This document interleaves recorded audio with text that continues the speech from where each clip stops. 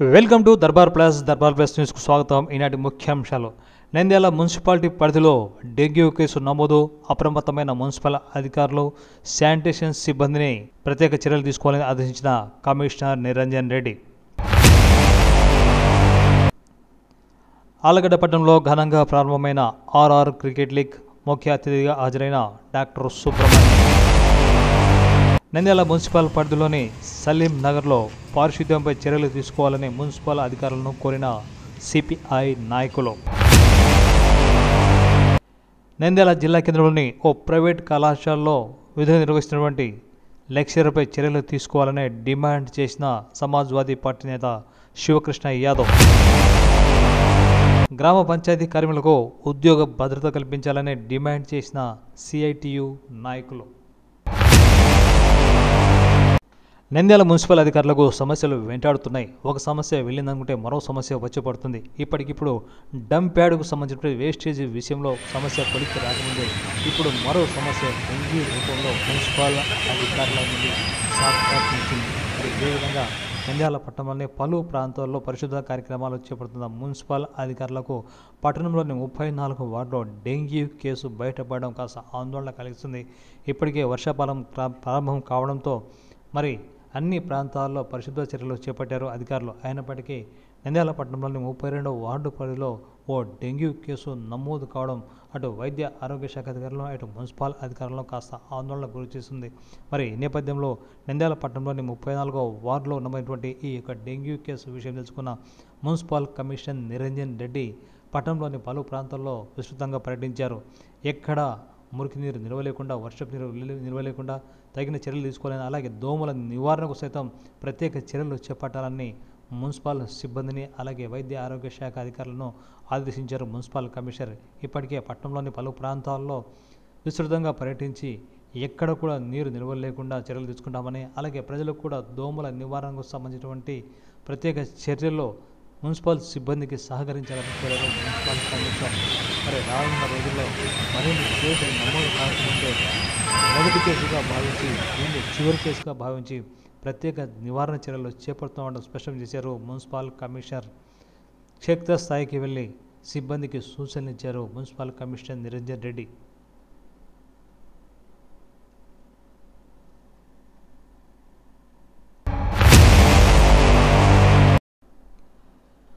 ఆలగడ్డ పట్టణంలోని ప్రభుత్వ జూనియర్ కళాశాల ప్లే గ్రౌండ్లో ఆర్ఆర్ క్రికెట్ లీగ్ను ఘనంగా ప్రారంభించారు డాక్టర్ రాంగోపాల్ రెడ్డి, డాక్టర్ రామసుబ్రహ్మణ్యం. ఈ సందర్భంగా కోచ్ సుబ్బరాయుడు ఆధ్వర్యంలో ఈ కార్యక్రమంలో ఆర్ఆర్ క్రికెట్ లీగ్ పోటీలను స్థానిక యువతను క్రీడాకారులపై వాళ్ళ యొక్క ప్రతిభను చూపించే విధంగా ఈ కార్యక్రమం ప్రతి ఏటా నిర్వహిస్తున్నామన్నారు.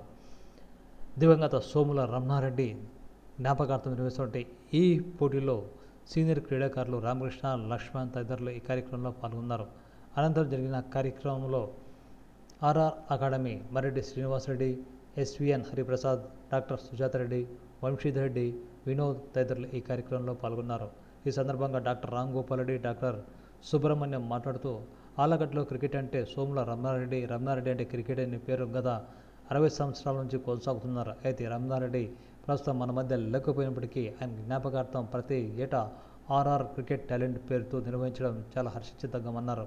మరి ఈ సందర్భంగా జరిగిన కార్యక్రమంలో మొదటి మ్యాచ్కు ఆలగడ్డ నంద్యాలకు మధ్య జరిగింది. ఈ మ్యాచ్కు సంబంధించి టాస్ వేసిన డాక్టర్ రామ్ గోపాల్ రెడ్డి మ్యాచ్ను ప్రారంభించారు. ఈ సందర్భంగా ఆర్ఆర్ అకాడమీ ఆధ్వర్యంలో జరిగినటువంటి క్రికెట్ లీగ్ గురించి వివరించారు కోచ్ సుబ్బరాయుడు. మనము క్రీడాకారులో ఉన్నటువంటి ప్రతిభను బయటికి తీయాలి. ప్రతిభను బయటికి అంటే ఒక మ్యాచ్ ఆడడం వల్ల రాదు. మనం ఒక లీగ్ మ్యాచెస్ అనేది కంటిన్యూగా ఆడడం వల్ల టాలెంట్ వస్తుంది. మనం ఎప్పుడైతే ఎక్కువ మనం మ్యాచ్లు ఆడతామో అప్పుడేమిటంటే పిల్లోని యొక్క టాలెంట్, బౌలర్ బ్యాట్స్మెన్ అనేది టాలెంట్ బయటపడుతుంది. ఆ కాన్సెప్ట్ కోసమే ఇది మనం పెట్టడం జరిగింది. ఇది RR academy cricket talent league. Only league matches ఉంటాయి. దీంట్లో ఎవరైతే ప్రతిభ చూపిస్తారో వాళ్ళని తీసుకొని మళ్ళీ కోచింగ్ ఇచ్చి జిల్లా స్థాయి, రాష్ట్ర స్థాయి పోటీలకు ఎన్నికయ్యే విధంగా కోచింగ్ ఇస్తాం సార్. మెయిన్ అది సార్. ఈరోజు ఎవరెవరి మధ్య జరుగుతుంది? ఈరోజు వచ్చేసి మనకు ముఖ్య అతిథులుగా డాక్టర్ రాంగోపాల్ రెడ్డి సార్ గారు, మరియు అదేవిధంగా వచ్చేసి Subrahmanyam sir, doctor Subrahmanyam sir గారు, తర్వాత వచ్చేసి మన భువనశేఖర్ సార్ గారు, మన నంద్యాల టీము కోచ్ అయినటువంటి వంశీ, మన గౌసు, తర్వాత వచ్చేసి హరి, మన హరి అనేది వ్యాయామ ఉపాధ్యాయుడు మన కీర్తన స్కూల్లో. మనం అంతా కలిసి ఆళ్ళలో మెయిన్ కాన్సెప్ట్ మంచి క్రీడలు డెవలప్ చేయాలా, క్రికెట్ను ఉన్నత స్థాయికి తీసుకోవాలా. రమణారెడ్డి అన్న పేరును మనము జీవితంలో ఉన్నత స్థాయికి తీసుకురావాలా. ఆయన కన్న కళలను మనం నెరవేర్చే విధంగా ముందుకు వెళ్ళాలని కోరుకుంటున్నాం సార్. ఇదే ఈరోజు నంద్యాల వర్సెస్ ఆళ్ళగడ్డ మ్యాచ్ జరుగుతుంది సార్. ఇంకొక ముఖ్య విషయం ఏంటంటే అమ్మాయి నిఖితానే అమ్మాయిని వచ్చేసి మనకు కర్నూలు జరిగిన మ్యాచ్లో 43 రన్స్ 2 వికెట్లు ఆల్రౌండర్ ప్రతిభ చూపెట్టింది అమ్మాయి, మన ఆళ్ళగడ్డ అమ్మాయి. అసలు చాలా గొప్ప చెప్పుకోదగ్గ విషయము. అదేవిధంగా మన ఆళ్ళగడ్డలో వచ్చేసి వీళ్ళ అమ్మాయిలు కూడా క్రికెట్కు ప్రాక్టీస్ చేపిస్తున్నాము. వీళ్ళని కూడా మనం నెక్స్ట్ ఫ్యూచర్లో ఆళ్ళగడ్డ నుంచి ఇంటర్నేషనల్ స్థాయికి తీసుకుపోవాలనే కాన్సెప్ట్తో ముందుకు వెళ్తాం సార్. దీన్ని ఇలాగే కొనసాగుతాం sir. Thank you sir. Thank you అన్న. నంద్యాల మున్సిపల్ పరిధిలోని సలీం నగర్లో మురికినీటి కాలువలు రోడ్డుపై ప్రవహించి ప్రజలకు ఇబ్బంది కలిగిస్తుందని, అలాగే అనారోగ్యాలకు కారణమవుతుందని ఆరోపించారు సిపిఐ నాయకులు. ఈ సందర్భంగా బుధవారం సిపిఐ పట్టణ కార్యదర్శి ప్రసాద్, ఏఐటియుసి పట్టణ కార్యదర్శి శ్రీనివాసులు తదితరుల ఆధ్వర్యంలో సలీం నగర్లో పర్యటించారు సిపిఐ నాయకులు. సలీం నగర్ మున్సిపాలిటీ ఎదురుగా ఉన్నప్పటికీ ఎదురుగా ఉన్న సలీం నగర్లోనే ఈ యొక్క మురికి కాలువ నీరు రోడ్లపై ప్రవహిస్తూ అటు వాహనదారులను ఇటు స్థానిక ప్రజలను కంటి మీద కునుకు లేకుండా చేస్తుందని ఆవేదన వ్యక్తం చేశారు. ఇప్పటికైనా మున్సిపల్ అధికారులు స్పందించి రోడ్డుపై మురికి నీరు ప్రవహించకుండా చర్యలు తీసుకోవాలని, ప్రజలు అనారోగ్యాల బారిన పడకముందే తక్షణమే నివారణ చర్యలు చేపట్టాలని కోరారు సిపిఐ నాయకులు. ఆ మురికి నీరు ఎదురుగా బండి పైన కానీ మనసుల పైన కానీ మురికి నీరు పడడం జరుగుతుంది. మరి మున్సిపల్ అధికారులు మరి ఏం చేస్తున్నారో అర్థం కావడం లేదు. ఈ ప్రాంతంలో మున్సిపల్ అధికారులు చేసుకుంటున్నారో లేదో అర్థం కావడం లేదు. ఇక్కడ మోడీ పక్కన బ్లాక్ అయిపోయి మొత్తం నీరు బయటకు వచ్చి కాలువలో పూడికలు చేసి చాలా ఇబ్బంది పడుతున్నారు. మరి మున్సిపల్ అధికారులు ఈ ప్రాంతంలో వేలకు వేలు లక్షలు పన్నులు రూపంతో అనేక రకాల పన్నులు చెల్లించుకుంటున్నారు. కానీ వారి ఆరోగ్యాలు పాడవుతున్నాయి, అప్రసిద్ధంగా ఉంది. దాన్ని ఏమాత్రం కూడా చెడ్డ చూద్దామనే ఆలోచన కూడా మున్సిపల్ అధికారులకు లేదు.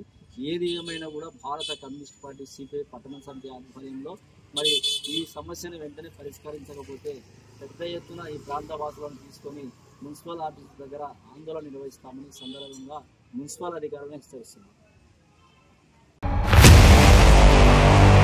నంద్యాల జిల్లా కేంద్రంలోని ఓ ప్రైవేట్ కళాశాలలో పనిచేస్తున్నటువంటి వెంకట్రామరెడ్డి అనే లెక్చరర్పై తక్షణమే చర్యలు తీసుకోవాలని కోరారు సమాజ్వాదీ పార్టీ నేత శివరామకృష్ణ యాదవ్. ఈ సందర్భంగా ఆయన మీడియాతో మాట్లాడుతూ వెంకట్రామరెడ్డిపై గతంలో అనేక ఆరోపణలు వచ్చాయని, గతంలో పలు కళాశాలలో పనిచేసే సందర్భంలో విద్యార్థుల పట్ల అసభ్యంగా ప్రవర్తించిన సందర్భాలు కూడా ఉన్నాయన్నారు. ఈ సందర్భంగా ప్రస్తుతం ఓ ప్రైవేట్ కళాశాలలో సివిక్స్ లెక్చరర్గా నిలిచినటువంటి వెంకట్రామరెడ్డిపై తక్షణమే చర్యలు తీసుకోవాలని, లేదా అతన్ని అక్కడ ఉద్యోగం నుంచి తొలగించాలని శివకృష్ణ యాదవ్ డిమాండ్ చేశారు. ప్రైవేట్ కళాశాల యాజమాన్యం వెంకట్రామరెడ్డిపై చర్యలు తీసుకోకపోతే తామే ప్రత్యేక కార్యాచరణ ఉద్యమాన్ని రూపొందించి తీవ్రతరం చేస్తామని హెచ్చరించారు శివరామకృష్ణ యాదవ్.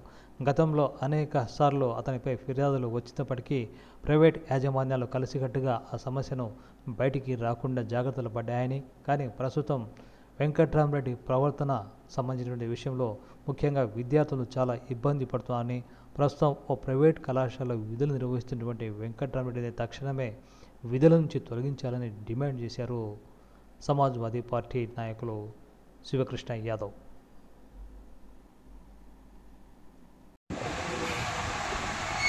గతంలో నంద్యాల పట్టణంలో వివిధ ప్రైవేట్ జూనియర్ కళాశాలలో పనిచేసినటువంటి వెంకటరామరెడ్డి గారు మహిళా విద్యార్థుల పట్ల ఆయన వైఖరి సరిగా లేకపోవడం వల్ల ఈరోజు నంద్యాలలో ఏ కళాశాల యాజమాన్యం కూడా అతన్ని కళాశాల తెరిపించడానికి భయపడుతున్నారు.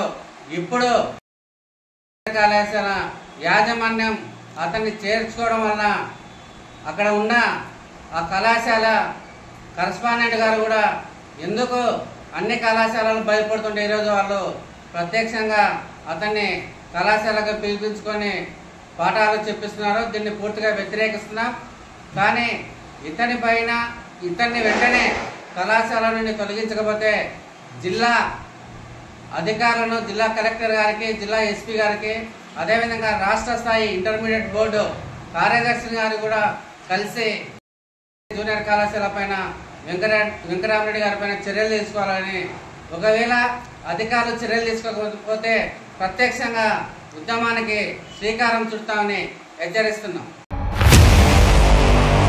అనేక సంవత్సరాలుగా గ్రామ పంచాయతీలో పనిచేస్తున్న కార్మికులపై ఏ ప్రభుత్వం వచ్చినా తీవ్రమైన అన్యాయం జరుగుతుంది తప్ప న్యాయం ఏమాత్రం జరగలేదని ఆరోపించారు సిఐటియు నాయకులు. ఈ సందర్భంగా నంద్యాల పట్టణంలో ఏర్పాటు చేసినటువంటి మీడియా సమావేశంలో గ్రామ పంచాయతీ వర్కర్ సీనియర్ నాయకులు, రాష్ట్ర కార్యదర్శి కె ఉమామేశ్వరరావు, సిఐటియు నంద్యాల జిల్లా అధ్యక్షులు యేసురత్నం తదితరులు మాట్లాడుతూ గత 30-40 సంవత్సరాలుగా గ్రామ పంచాయతీలో పనిచేస్తున్న కార్మికులను పర్మనెంట్ చేయడంలో ప్రభుత్వాలు చిద్దుచ్చుద్ది లేదన్నారు. నేటికి గ్రామ పంచాయతీ కార్మికులకు పిఎఫ్ అమలు కావడం లేదని ఆందోళన వ్యక్తం చేశారు. గ్రామ పంచాయతీలకు ఆదాయం లేదని, సాకుతో కనీస వేతనాలు కూడా ఇవ్వడం లేదని, పనులు చేయించుకున్న ఉన్నంత శ్రద్ధ జీతాలు ఇవ్వడంలో మున్సిపల్ అధికారులు కానీ, గ్రామ పంచాయతీ అధికారులు కానీ కార్మికుల సమస్యలను పట్టించుకోలేని ఆవేదన వ్యక్తం చేశారు. ఇప్పటికైనా అధికారులు, ముఖ్యంగా ప్రభుత్వం గ్రామ పంచాయతీ కార్మికుల సమస్యలపై శ్రద్ధ చూపి ఆ సమస్యను పరిష్కరించే విధంగా చర్యలు తీసుకోవాలని కోరారు సిఐటియు నాయకులు.